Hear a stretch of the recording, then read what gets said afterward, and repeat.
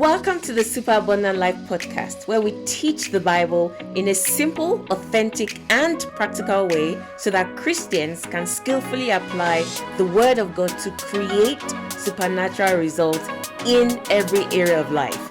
This is your host, Olawunmi Brigue.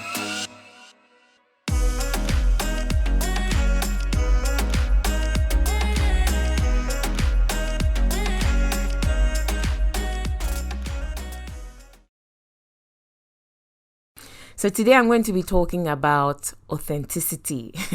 And by the way, I may end up stumbling on that word, during the podcast. I crave your indulgence because it's a bit of a tongue twister, but I'll do my best. So I'm talking about authenticity, and I've titled it How to Be Authentic and True to Yourself Without Jeopardizing Your Growth at Work and in Life. Without jeopardizing your growth at work and in life. Now, in recent years, authenticity has been a massive buzzword. People are talking about, you should be authentic. I think with the advent of social media, with the rise in the popularity of social media, people think, like what people essentially put on social media, they're being fake, they're not being true, or whatever it is. So there's been a big drive and a push for people to be real, for people to be authentic and all that. And I completely agree with that. One of the best things you can do for yourself is to be authentic, is to be your true self, because it's exhausting. It's exhausting and can even be soul destroying trying to live someone else's life day in, day out, knowing that every time you step out of your house, sometimes even for some people, even at home, right? You are literally putting on a mask and a costume to be somebody that you're not, right? Someone might want to do that for 5 minutes or something or whatever it is, but to do that consistently day in, day out, it gets exhausting, and eventually the person might even break down. And I think that is why, if you think about Hollywood and the celebrities, they have to look a certain way. People have such expectations of them that even when they come out, roughly tie their hair on top of their head, or wear flip-flops or something, they'll splash all over the media that, this person is this, or that person has gained 20 pounds, and they have to always come out and look perfect. That is exhausting. It's exhausting to try and do that, and that may be a reason why quite a number of them turn to drugs and all that to try and deal with the pressure. It's a pressured life trying to live a fake life, and that will never take anyone anywhere good. So I'm definitely an advocate for being authentic, all right? It is be the best you that you can be. But what I have a challenge with, and what I'm going to be talking about today is, do you know that desire to be authentic could also be stopping you from making progress at work, and could also be jeopardizing your relationships, all right? So I think the teaching or the advocacy for authenticity has sort of majored on one thing, like be yourself, be real, don't be fake. If that's how you are, then everybody else has to take it. And I think that's an extreme. I believe that we can actually balance it a bit more. So today I'm talking about when being real actually becomes an opportunity for you to bring injury to yourself or to others, all right? Then that, the authenticity no longer has a positive impact. If you say, I'm being real, but then that realness is rubbing somebody off the wrong way, or you're actually limiting your own growth as a result of wanting to be quote unquote authentic. All right. So the first thing I want to point out in this podcast, and again, the reason why I do this podcast is to bring different perspectives that people may not have thought of or may have forgotten. And in doing that, my sole purpose is to literally give you a leg up, right? So if you see something different, like, okay, that looks interesting, and you apply it and you're like, okay, that's helped me. That is why we do this. So the first thing I want you to see, so I'm trying to paint this whole authenticity thing from a different perspective. The first thing is authenticity always has a reference point. So it doesn't stand alone.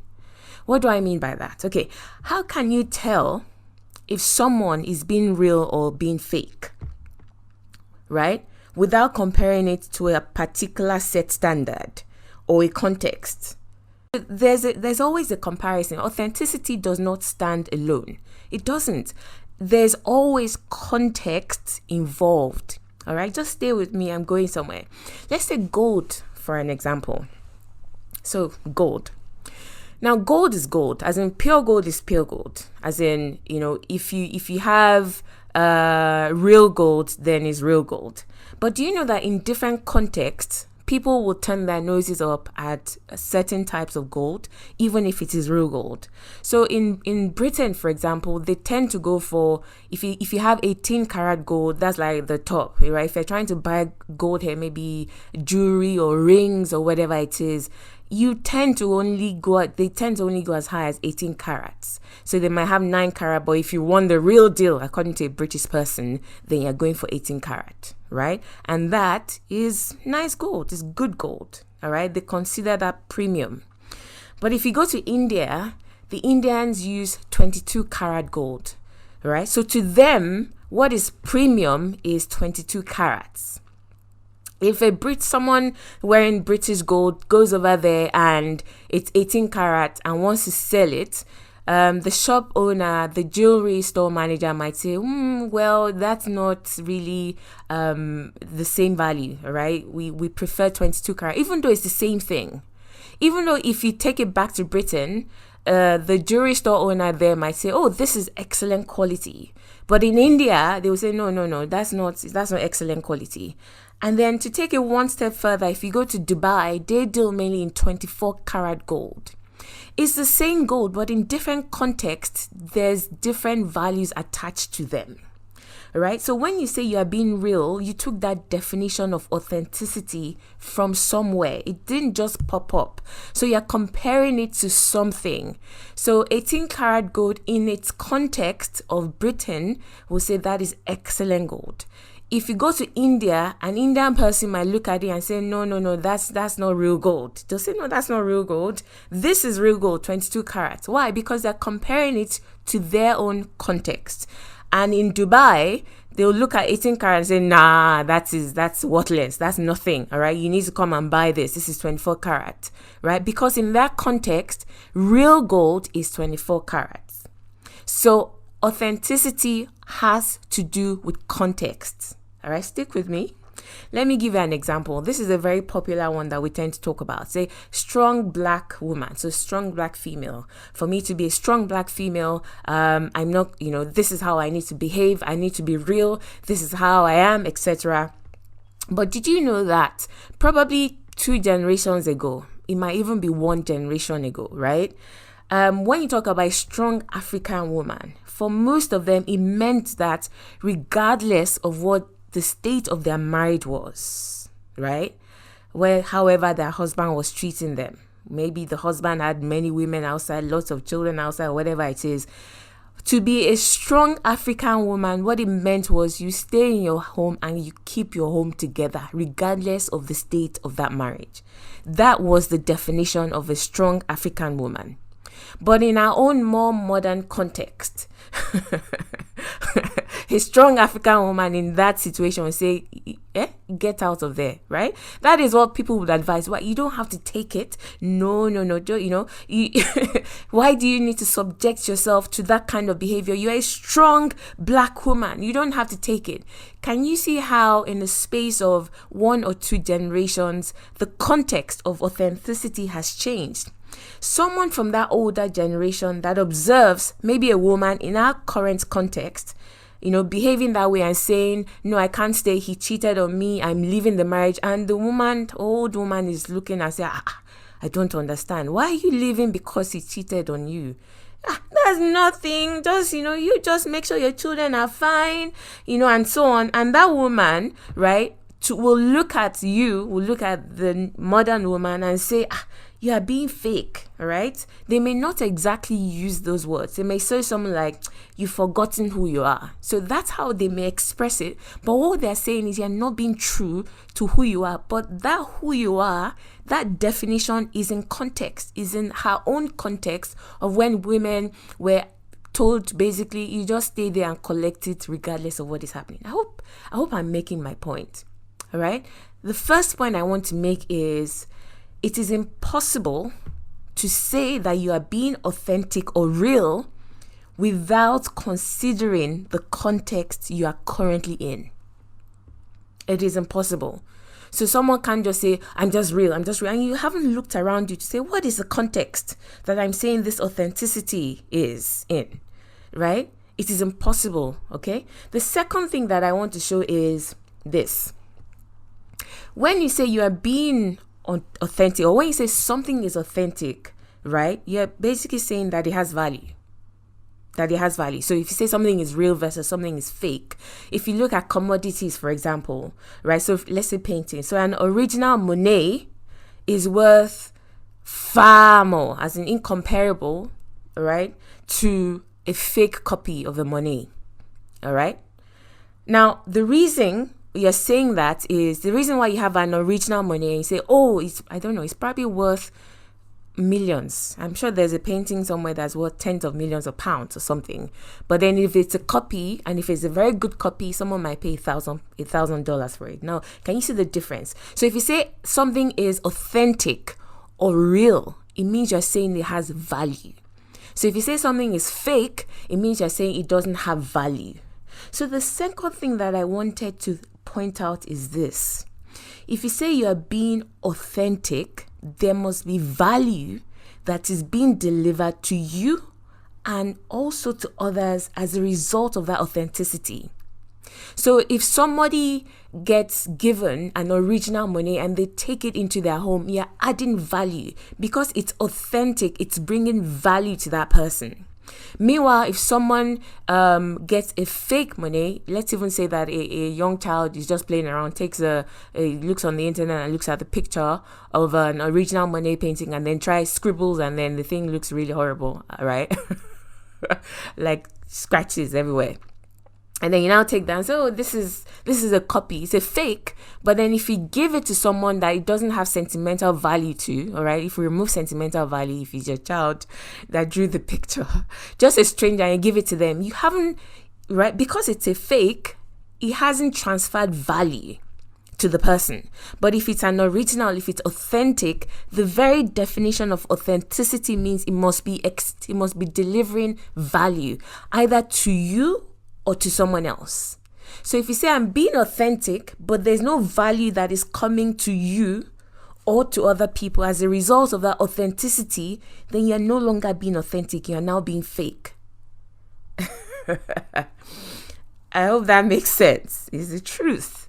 It cannot just stand alone. So when people say, I'm just being real, and that realness in a certain context has stopped delivering value to them or even to other people, and they hold on to it and say, I'm being real. That's just who I am. But there's no longer any value in it. That means they're no longer authentic, right? That means we're now dealing with a fake painting rather than a real painting, because for it to be real, there must be value that is ascribed to that behavior. I hope that makes sense.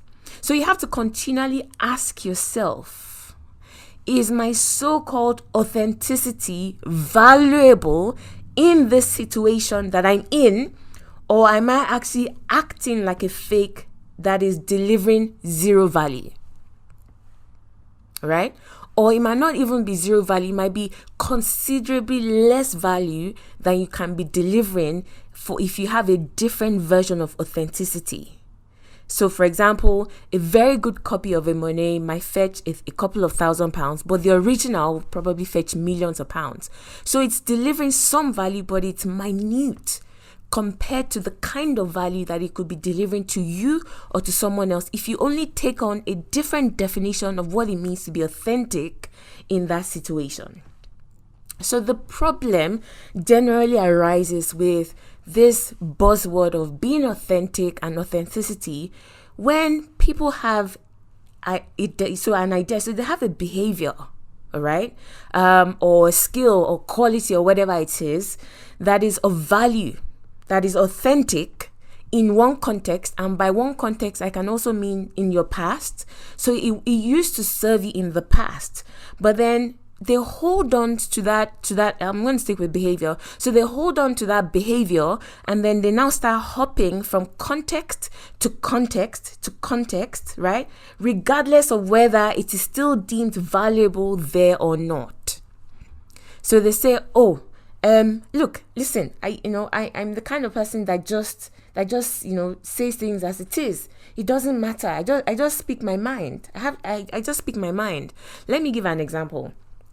Let's say there's a lady, she, with like very blunt, and she basically just speaks her mind. It doesn't matter. She won't sugarcoat anything. She'll just tell you as it is. Very direct, straight to the point, and so on. Now, at work, her line manager actually is one of the things that she completely appreciates about her, because the kind of person that her line manager is, she just likes it when people give it to her straight. All right, she doesn't like people like trying to go around and being cunning and meandering. Just tell me what it is you're thinking. And because this lady is someone that is blunt, she just says it, and it's one of the things that she praises about her. I just love the way there's no you don't beat around the bush. You don't try and sugarcoat anything. If there's something wrong with the project, you say it. All right, all these other people on the team, they're trying to basically they don't want to get sacked, they don't want to speak their mind, they're afraid. But I love the fact, she might be telling her even in performance review, I love the fact that I can trust you to tell me exactly how things are. That's brilliant. It serves that woman in that context to be blunt, to say things as it is, as they are. Now let's say that she leaves work one day, and then she has a friend that's going through challenges in her marriage, for example, and she's in a really bad place, a really tough place, right? A really, really bad place. So she goes over, a friend calls and says, can you please come? I need to talk to you, or whatever it is. And you can see that this friend is just in tatters. She's her eyes are puffy. She's been crying. Everything just looks bleak and hopeless. And this person, this blunt person, all right, so in one context, it is beautiful, all right, she's something that is celebrated. But she changes context, and as soon as she walks into her friend's house, she starts saying, hey, Shebi, I've said it, I've told you, this one, that one, this one, I've always said it, you won't listen, this is the truth, you are heading nowhere fast, da da da da da da da da da da. And what the friend actually needs in that context is empathy. So she's quote and unquote being authentic or being real.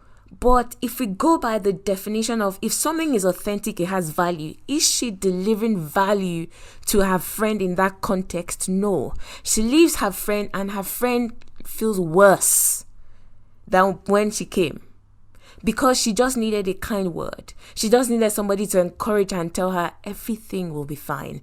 Just trust God, and to pray with her and to hold her hands and say, look, you will get through this. People have gone through worse. Do you understand?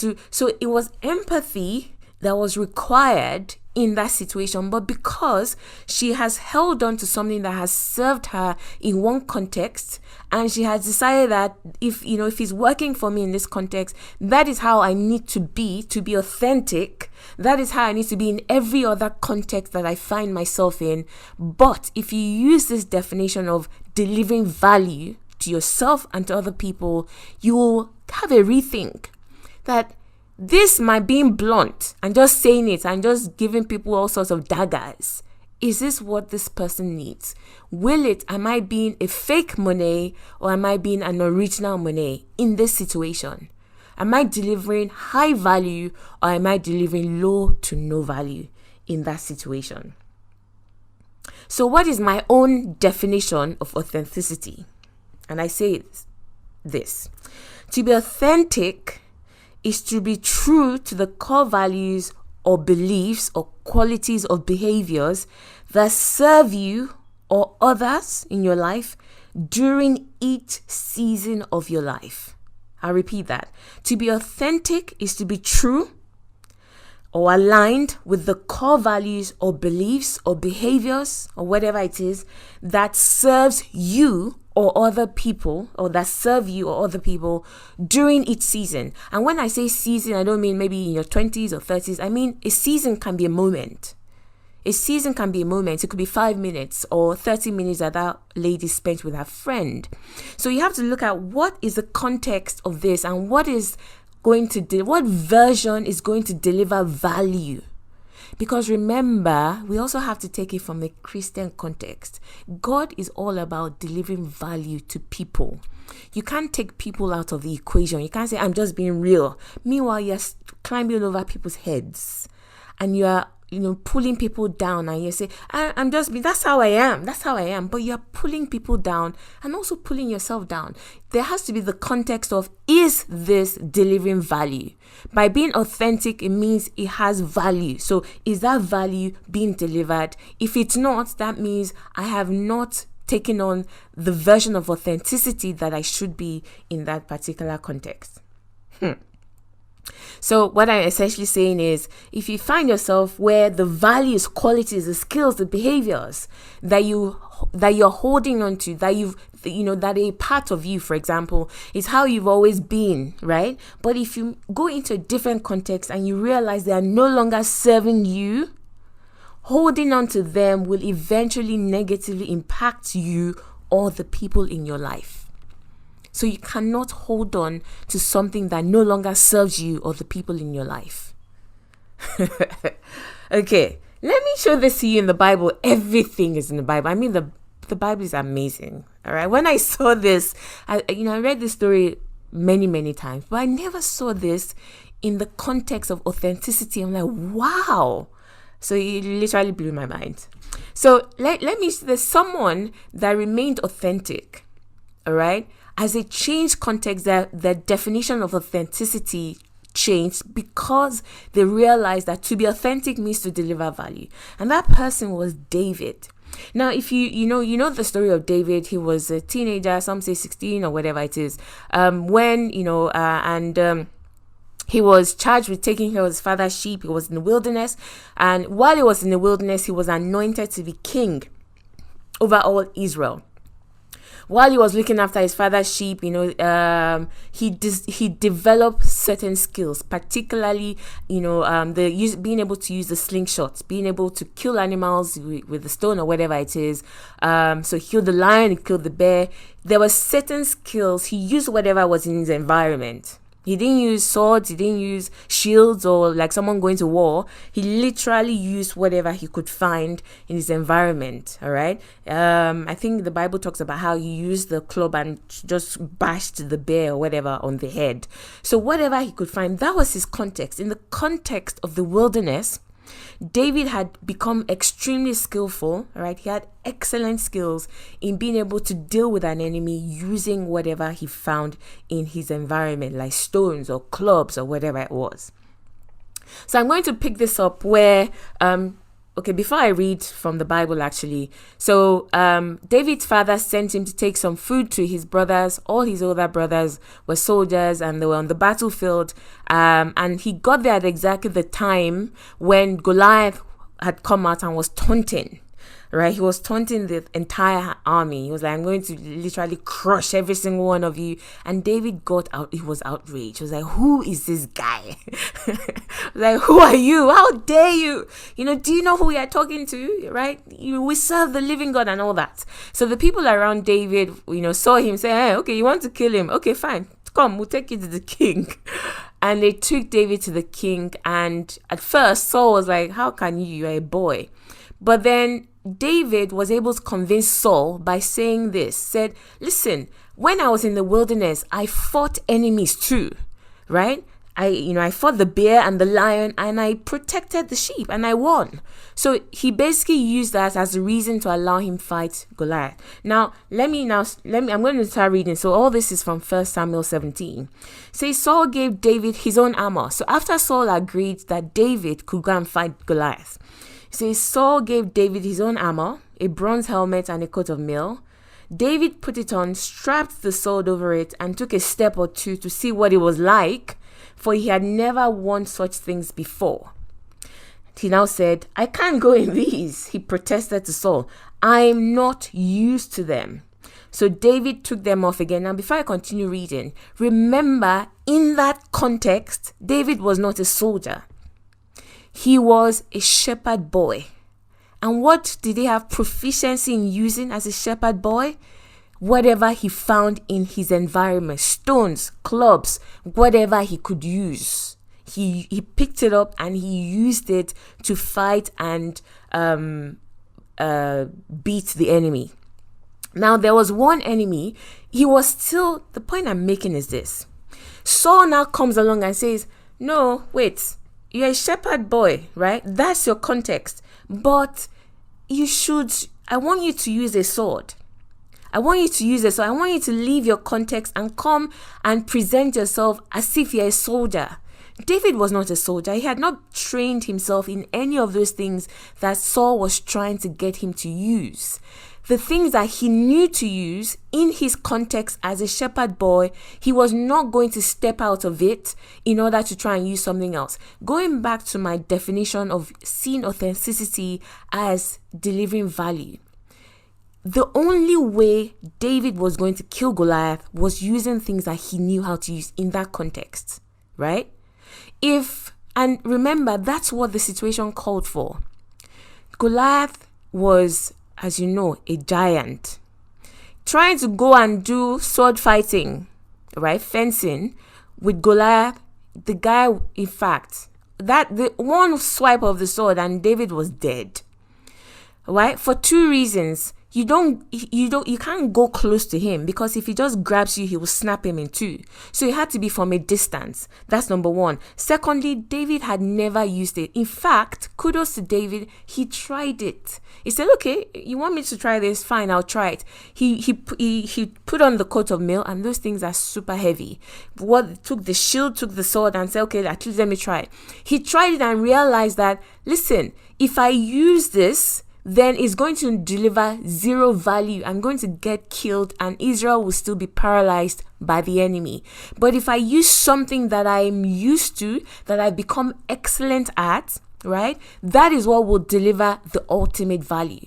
So he had to make an assessment. Even though Saul was trying to get him to be inauthentic to what he knew, he assessed it and said, what is going to deliver the best value in this situation? And he decided, listen, it is what I know. Okay, let me just use the one that I'm so good at, the skill that I've developed over the years that has helped me to kill a lion and a bear. And of course, Saul agrees because he was very convincing. So after he took it off, he said, no, I can't do this. I can't use it. I'm not used to them. This is not going to deliver any value to anyone.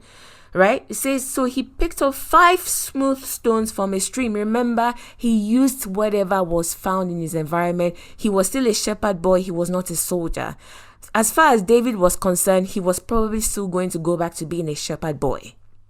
Right? He was not a soldier. So he remained in that context to deliver the best value. And we know what happened. He went on, and from a distance, he killed Goliath with 1 stone. So it served him, it delivered the best value. The Israelite army completely quashed the Philistines, and they had a resounding victory. Right? Now let me now show you where things immediately turn around. And this is where things go a bit wrong. So David, remember, in the context of a shepherd boy, he would use anything in his environment. He didn't, who wants to use a sword? Am I using a sword? Am I a soldier? No. Right? If that skill of using the slingshot that had been so successful in the past. Now, let me ask you this question. Do you think when David went on to join the army, he was still using the slingshot? No. It certainly was not. I'm going to read from 1 Samuel 18 to show you that as soon, the Bible even recorded that as soon as he won that victory, this is what happened. Now, Jonathan is Saul's son. It says, Jonathan made a solemn pact with David because he loved him as he loved himself. Jonathan sealed the pact. So basically say, okay, we're running together, we're going to be together. So you're no longer a shepherd boy. That was basically what Jonathan was saying. Forget looking after the sheep. That season of your life is over. You're now in a season where you're going to be rolling with the crown prince. Now, let me show you how the Bible illustrates that David's season had changed, and therefore his version of authenticity had to change as well. Look at what Jonathan did. He says, Jonathan sealed the pact by taking off his robe and giving it to David. So David would have probably been wearing some kind of, like a shepherd boy garment. I don't know what that would be. So Jonathan gave him his robe to say, now, you have to think and act like royalty, right? What else? He gave him his tunic. Then guess what? He gave him his sword, his bow, and his belt. So he's now saying these are the tools that you now need to learn to use in this context. In this context, I'll keep reading. It says, whatever Saul asked David to do, David did it successfully. So Saul made him a commander over the men of war, an appointment that was welcomed by the people and Saul's officers alike. Do you think David did all that with a slingshot? Absolutely not. In fact, I believe that he didn't use that slingshot again, except maybe for pleasure. Maybe he went hunting and wanted to kill a deer or something. But in battle, slingshots where you have hand-to-hand combat, while you're trying to pull this, somebody has put a sword through him. Can you see what I'm saying? So he needed to upgrade his skills because the context was different. What would deliver value in the new context for him to become captain of an army? All his soldiers under him are proficient in using the sword. You will now come and say slingshot you want to use. No, it's not possible. He had to quickly learn how to use the sword, the shield, the bow. And he became so good at it that when Saul promoted him, everybody was happy. They was like, yes, that's absolutely right. This guy deserves it. Can you see? Can you see how in David's life, we can really learn what authenticity is? What will deliver value in the context that you're in is what it means to be authentic. Not just having one fixed definition of authenticity and then hopping from context to context and not evolving based on what that context requires. And I should say this, like David, there are places and levels that you will access by being yourself, all right, holding on to certain things solely based on maybe your characteristics or expertise in the previous level. But like David, once the context changes, you have to grow into what is required to succeed at that level. You can't say, oh, but that's how I was when you promoted me. Why are you asking me to change? And a very good example of this is marriage. Say, but you saw me before you married me. That's how I was. Why are you now telling me to change? No, the context has changed. You're no longer a single person. The context has changed. In fact, what is sometimes very confusing in marriage is that when you were single, have you noticed that that was the thing that attracted you to that person? Say, the way he just makes me laugh. He never has one serious thought. He's so funny. And you love that about him. Now, context changes. School fees coming up and you're asking him and he's making a joke and you get angry. You're like, and he's like, but, and the guy is confused. He doesn't understand that, listen, the context has changed. The context has changed. You cannot stay the same person that doesn't have one serious thought as a single person and your fiance loved it about you, and then you come into marriage and you still have not one serious thought, and the person, and the children come and all that. So marriage is actually one of the places, that's why I said your relationships as well, you can jeopardize by not understanding that there has been a change in context. I saying, that's how I am. He saw me when he knew that, I can be a bit, rude when I talk to him. So why is he getting angry now? He saw me like that. No. Before you were not married. Now you're married. It's different. You have to assess by being authentic. Am I delivering value? What you call authentic. Is it delivering value? Is it valuable? Is this a real money that is valuable, or is it a fake money that is delivering little to no value? So I'm going to wrap up today's episode by taking you through 6 strategies that I've observed that you can use to help you be authentic while growing. So to be able to, be true to yourself. So don't deny who you are. Don't completely deny who you are and cut off that part of you and say, no, I need to completely merge into this. No, not necessarily. So you want to still be true to yourself, but you also do not want to sabotage your own growth, whether it's at work, whether it's in your relationships. So 6 strategies that can help you be authentic, meaning continue to deliver value, right, everywhere you are, all right, to continue to grow. So the first one is if you find yourself in a new context, for example. So we talked about David. So David suddenly was, thrust into the limelight. And he had the shepherd boy experience behind him, and he had the brand new experience of becoming a skilled soldier in front of him.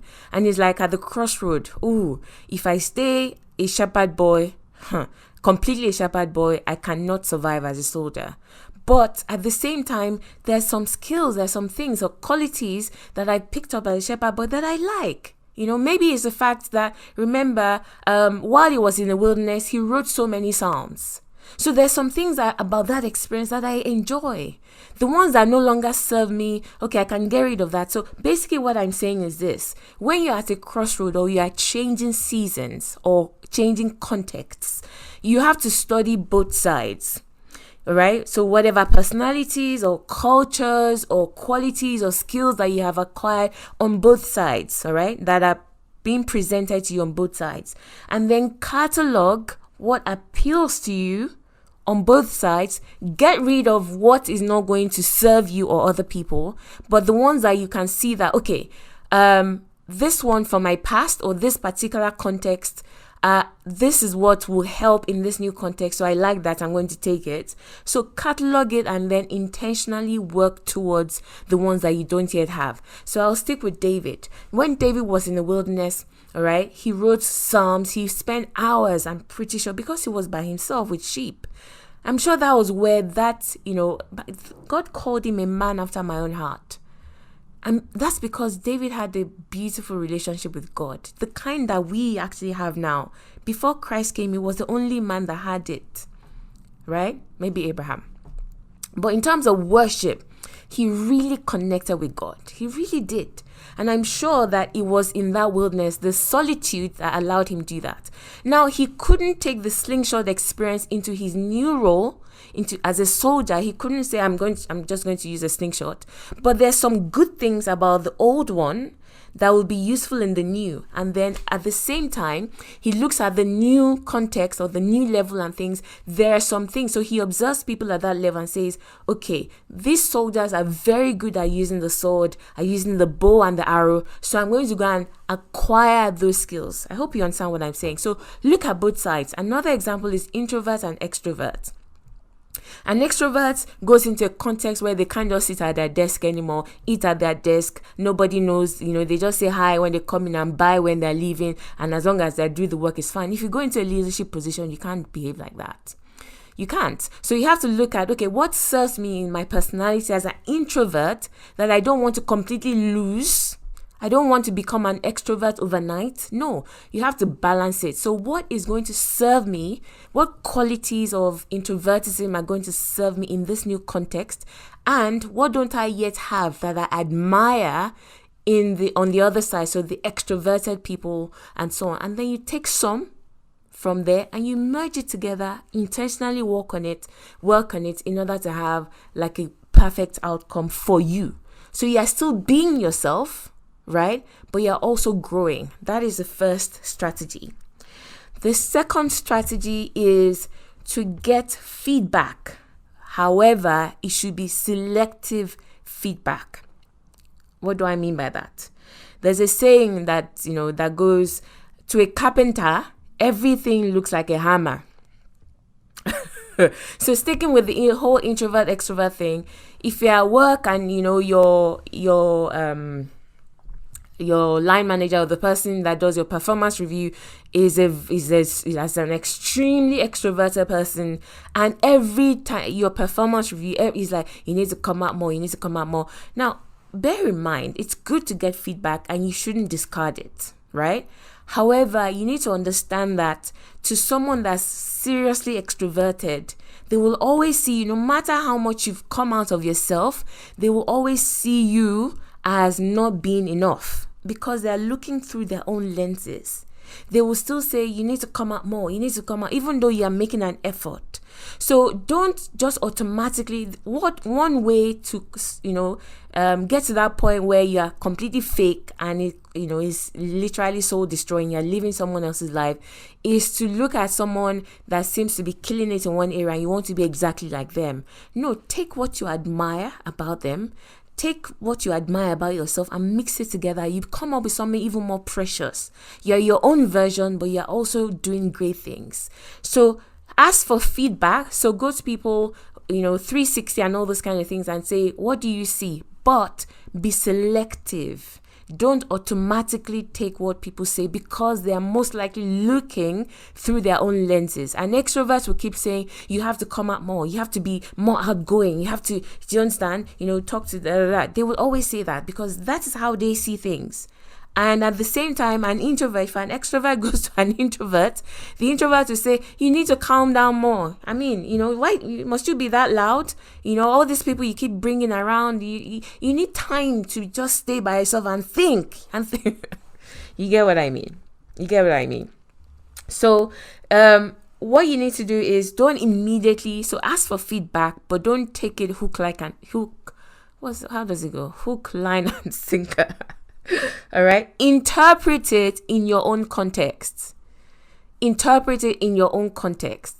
So I don't want to completely lose myself in this thing that, in this change, in this growth that I'm being required to undergo. What part of myself that is working, that is still delivering value, that I can hold on to, right? All right. So look at the feedback in that context. The third one is don't confuse skills with qualities. And I think that is one of the reasons why people find it difficult to transition and say, I'm just being real. I'm just being authentic or whatever it is. Don't define your identity by your skills. So David, for example, he had become very proficient at using the slingshot while he was shepherding.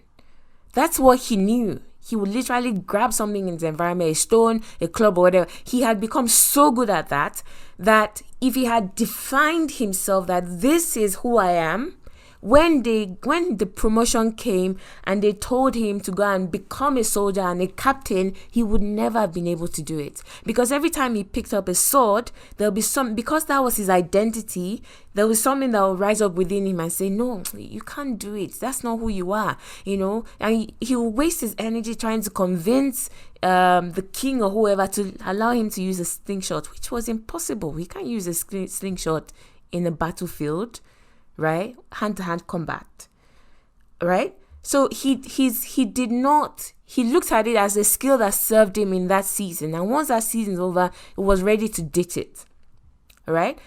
So what I mean by don't confuse skill with quality, there's quality is who you are. All right. So it might be someone that is kind, someone that is perceptive. So those are the kind of things that are very easy to transfer from context to context, not necessarily skills. In fact, I was listening to a podcast recently, and a retired CEO, a lady that turned around the food chain Popeyes in the United States, which is like KFC. So she did a profound work. She did absolutely amazingly in turning it around. It was heading for the rocks basically, but in 10 years she took it to the top of the charts in all categories. So she said, the interviewer asked her one question: what are the lessons that you have learned that helped you to become successful as a CEO and to be someone that now, Harvard Business School and all those people are studying? And she said something that really struck me. She said that, marketing and product innovation were her babies, the things that she was extremely good at. That was what helped her rise very quickly through the ranks earlier on in her career. She was so good at it that she was being headhunted, and she had worked in some of the best countries in the world based with that reputation of being extremely good at marketing and product innovation. She said those were her biggest strengths, all right, and she enjoyed them the most. But when she became the CEO of Popeyes, she realized that if she held on to those skills, she would sink the company even faster than it was meant to have sunk in the first place. Because that was not what was required in that new role. She realized that she had to be a strategist. She had to be a strategic thinker. She had to take on, a new form of leadership. So she transferred certain qualities like servant leadership, but then she just basically ditched what she was best at for the sake of the common good, for the sake of the big picture. And that was how she was able to survive. She said that if she had continued to, display or bring in attention to herself, like, if Popeyes had just literally started developing new recipes like every week and in order to try and attract people, she said they would have failed. She would have received some kind of temporary standing ovation for bringing out all these lovely new recipes, but eventually the company would have still failed, because what they needed was not product innovation. It was actually I think she talked about what they needed, which was rallying the people that were already the stakeholders together. So servant leadership was what they required. So she had to sacrifice her best skills in order to deliver value to the company, which is exactly what we're saying. So don't define yourself and say, oh, I'm an accountant. Oh, so because of that, I can't take this new role. In fact, the higher you go, the less you use the skills that you were trained in. Okay, so bear that in mind. Don't confuse the two. Be willing to let go of certain skills if it's no longer required. So if you've always done things a certain way, look at the new context. Do I still need to use a skill? Is it going to deliver value here? If not, ditch it and be willing to evolve. All right.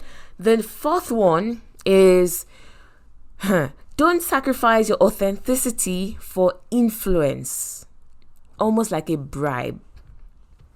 So it feels like you're washing your feet with socks on. It doesn't feel right, but you want the benefits that you're getting from it.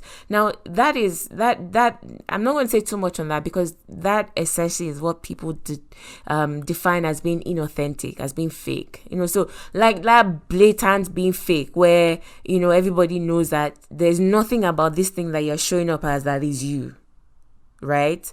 You don't want that. Simply because you want to belong, because like I said at the beginning, it is soul destroying. So you do not want that. So those sacrifices, when you're being, if I go back to David, when Saul was presenting him with the sword and the coat of mail and the shield and all that, in order to please Saul, David could have tried it, and knowing that it didn't fit, wanting to please him, still went ahead. Say, I can't say no to the king, so I'm going to carry on.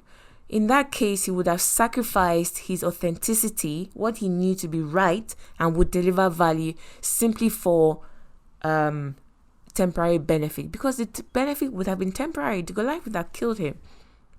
Okay, so when you find yourself in a situation where somebody is asking you to be completely who you are not, and within yourself it doesn't feel right, always try to say, actually, no, this doesn't feel right. Truly, it doesn't feel right. And I'm so certain that it will not deliver value to any of us in the end. So be willing to say no to that.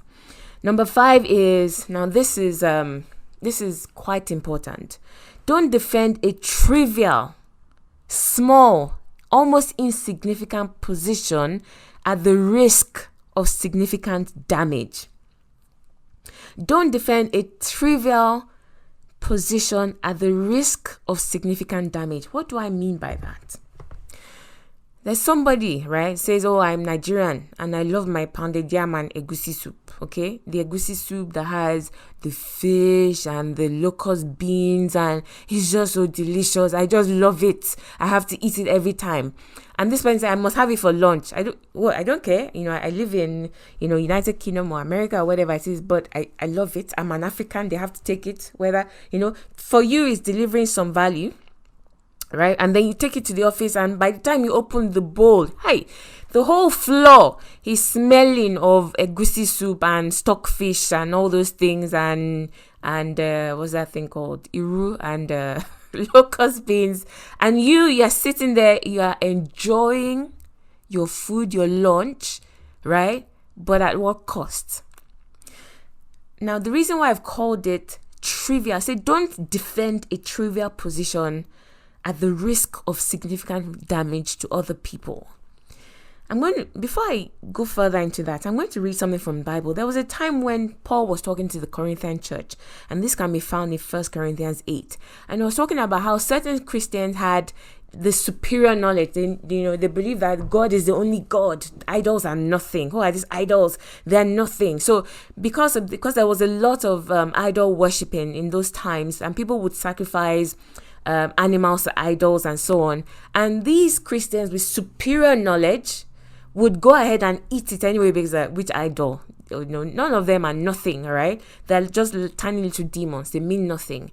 But then there were other Christians who did not have that superior knowledge. They were afraid. And listen to what Paul says. He says, we don't lose anything if we don't eat, and we don't gain anything if we do.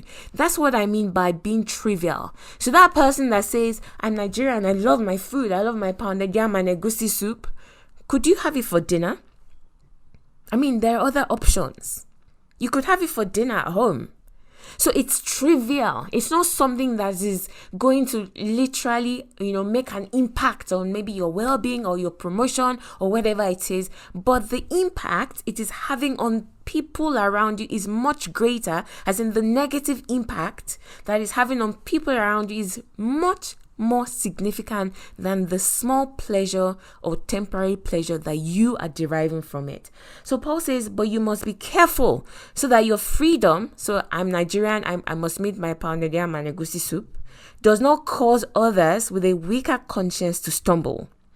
If others see you with your superior knowledge eating in the temple of an idol, wouldn't they be encouraged to violate their conscience by eating food that has been offered to an idol? So because of your superior knowledge, a weak believer for whom Christ died will be destroyed.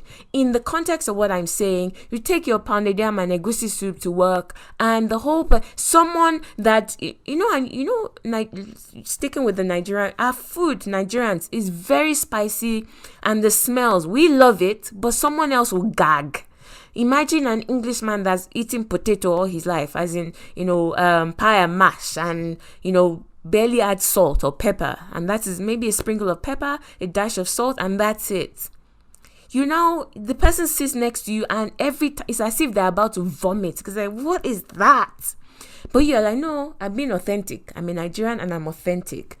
At what cost? At what cost? And what is even more spiritually, what is more important to bear in mind is you are actually sowing seeds of offense and of bitterness in someone else. And Jesus said, yes, so offense will come, but woe to him through whom the offense comes. Why offend someone unnecessarily?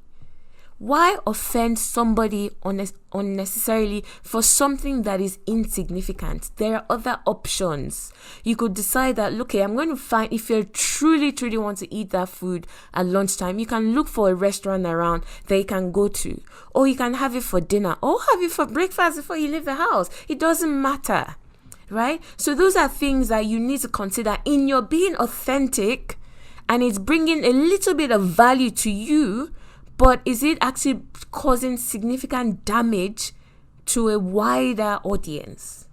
That's number 5. So don't defend a trivial position at the risk of significant damage to other people in your environment. And the last one, strategy for being authentic, consistently delivering value and growing, is to allow the love of God be your ultimate guide. Let the love and the word of God be your ultimate guide. Because I say that as a last strategy, because as a Christian, you'll find yourself in situations where your values, your core values, someone will be asking you to compromise it simply because this is how we do it here. This is how we do it here. You have to do it. Ultimately, you have to side with God, no matter what they're threatening to do to you. And an example of this is Jesus. And I'm going to read from Matthew 12. It says, Then Jesus went over to the synagogue where he noticed a man with a deformed hand. The Pharisees asked Jesus, Does the law permit a person to work by healing on the Sabbath? They were hoping he would say yes, so they could bring charges against him. So it was a test. All right. And he answered, If you had a sheep that fell into a well on the Sabbath, wouldn't you work to pull it out? Of course you would. And how much more valuable is a person than the sheep? So basically what was happening was the law said don't work on the Sabbath. And that technically included healing. Don't do any work on the Sabbath. Just go and worship God and rest. Right? So in a way, in that context, Jesus was not supposed to heal that man. He wasn't supposed to heal the man because remember, we said, will it deliver value? Yes, it would deliver value to the Pharisees in that context to say, no, we have to keep the law. The law is important, etc. But what they were asking, the value they were asking him to deliver to them would actually mean that someone else would suffer. Right? So Jesus said, yes, the law permits a person to do good. They said, does the law permit someone to heal, which the law does not permit? But Jesus said, yes, the law permits for you to do good. So I'm going to go and heal the person regardless of what you require me to do. And this was in the synagogue. They had every right to be saying to Jesus what they were saying to him. He was in the synagogue. He wasn't meant to do it, period, according to the law. So what am I saying? You'll find yourself in certain contexts where that's how they do things there. And someone might say, do you know what? Just do it. You know, you want to grow. You want to adapt to that context and not be rigid, etc. In this one, no. The word of God and love for people should override any kind of conformity to a context. Do you understand what I mean? So Jesus said, rest. I know I'm in a synagogue and I'm supposed to act according to rules of this synagogue, right? But I'm going to, this is not right. This is what God will have me do, and I'm going to do it, even though it goes against the context that I'm in. And in those situations, God will always back you up. Think about Joseph. I'm sure that Potiphar's madam, all right? I'm sure Joseph was not the first slave that she slept with. She would have said, I'm your madam. Come and sleep with me. I'm sure she had been doing it. But Joseph thought and said, no, I know that in the context I'm supposed to bow down to you and whatever he asked me to, I'm supposed to do it, but I fear God more, so I'm not going to do it. And temporarily, there were repercussions, but remember, God will never back out or leave you in those kind of situations. At the end of the day, God elevated Joseph far above that Potiphar's wife. The same thing with Jesus. Said they wanted to kill him. They were outraged. How dare you do this in this context, in the synagogue? But God delivered Jesus. And at the end of the day, he gave him a name that is far above any of those Pharisees. We don't know a single name of any of those guys. But Jesus' name will last through all generations. Okay? So those are 6 strategies that will help you remain authentic, i.e. continue to deliver value as you go from context to context, rather than literally becoming stale because you're holding on to something that is no longer relevant in your new context or on this new level that you're on. So that's what I've come to share with you today. I would love to hear from you, feedback, questions, whatever. I'd love to hear from you. Thank you very much. I'll be back next week. Bye.